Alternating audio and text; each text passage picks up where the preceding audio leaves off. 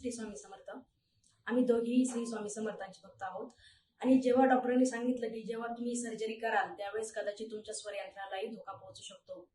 मला सर्जरीचं किंबहुना क्वचितही दुःख नव्हतं, पण मी एक टीचर असल्यामुळे माझा आवाज जर गेला किंवा लवकर बोलता आलं नाही तर मग मी माझ्या विद्यार्थ्यांना काय शिकू शकेल हाच प्रश्न माझ्यासमोर होता. आणि असं म्हणतात की जे बोलेल त्याचंच काही सर्व चालतं. तर मग मी फारच टेन्शनमध्ये होते. पण जेव्हा सर्जरी झाली आणि सर्जरी नंतर मला लगेच बाहेर आयसीयू मध्ये आणण्यात आलं आणि डॉक्टरने मला नाव विचारलं की तुमचं नाव सांगा, तेव्हा मी एकदम सहज माझं नाव सांगू शकले की मनीषा खाडे. आणि तेव्हा मला इतका आनंद झाला की यापूर्वी असा आनंद मला कधीही झाला नव्हता.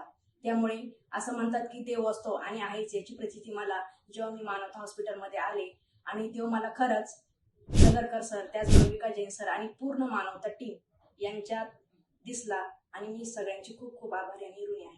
धन्यवाद.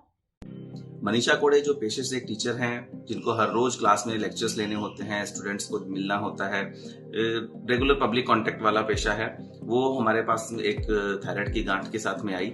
थायराइड में गले में पाई जाने वाली एक ग्रंथि होती है जिसमें कभी कभी गांठ बन जाती है। ये ग्रंथि कैंसर की भी हो सकती है और नॉर्मल तरह की गांठ भी हो सकती है। दोनों ही परिस्थिति में हमें ऑपरेशन करके थायराइड की ग्रंथि को निकालना होता है।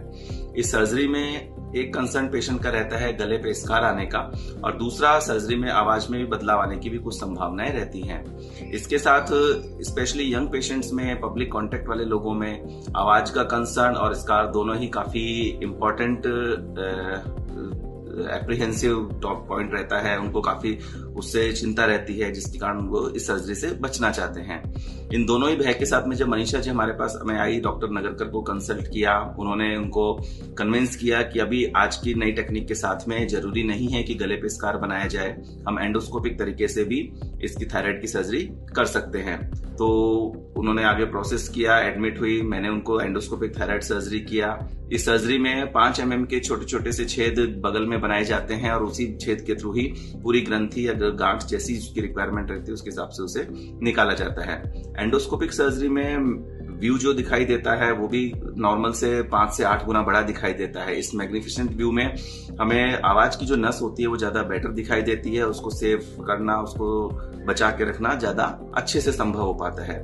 इसलिए scarless endoscopic thyroid surgery thyroid की गांठ के लिए नई, सेफ और सबसे उत्तम तकनीक रहती है। और समय के साथ जैसे मनीषा जी का ऑपरेट किया, ऐसे ही हम काफी केसेस पहले भी एससीजी मानवता कैंसर सेंटर में कर चुके हैं, और यही सर्जरी अब थायराइड के लिए, छोटी गांठों के लिए काफी स्टैंडर्ड तकनीक बन चुकी है। कुछ केसेस जिसमें थायराइड की गांठ काफी बड़ी होती है, केवल उन्हीं केसेस में हमें कन्वेंशनल ओपन सर्जरी करने की जरूरत है।